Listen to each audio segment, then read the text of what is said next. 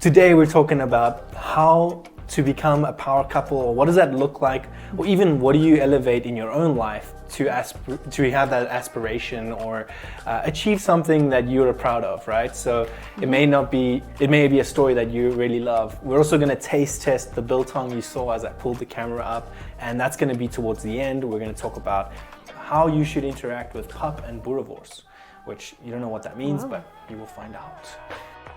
Yo, I ain't here for the money, I ain't here for the fame.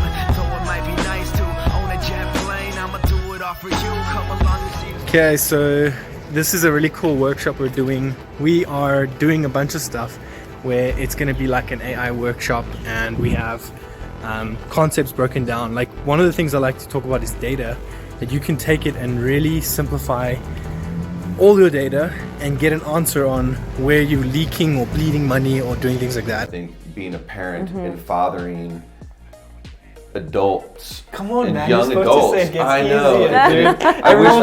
Everyone's like it gets easier, but that's good. You're not lying to me. No, you're telling me like the legit stuff. Because the gravity of the situation as an adult, you know, is just so much more, and the impact of their decisions is so much more. And you know, and then you trying to separate from them what society expects from them and what you feel like is a healthy expectation for them to have of themselves, you know, and so that gets more and more difficult all the time as the world, you know, continues down its road. And so it is, and and there's very few things in this world in life that are forever, and being a parent is one of them. That's awesome. I love it. You know, I mean, forever, and your business is, it's you're gonna retire one day. Yeah, you retire one day, and you know, you bet, but you'll never retire from being a parent. Okay. So anyway, I want to try. This is South African beef jerky, and it's a little dry. I make it myself too, but this is actually from the store. Okay. So you can buy it. We have a website, Daniël-James Media /yuck2yum.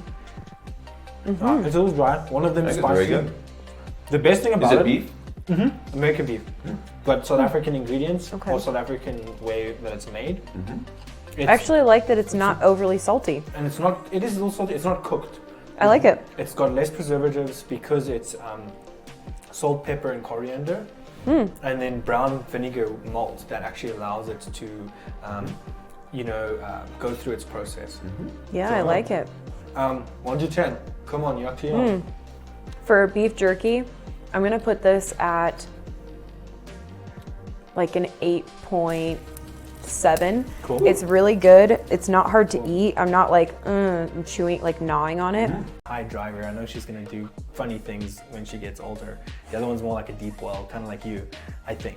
But this thing that caught me was they said that babies, their smell, and like if you interact with them, and I don't know if it's like the way that God like engineered this, but is as strong as like the addiction to cocaine. Wow. That's why people love babies, man.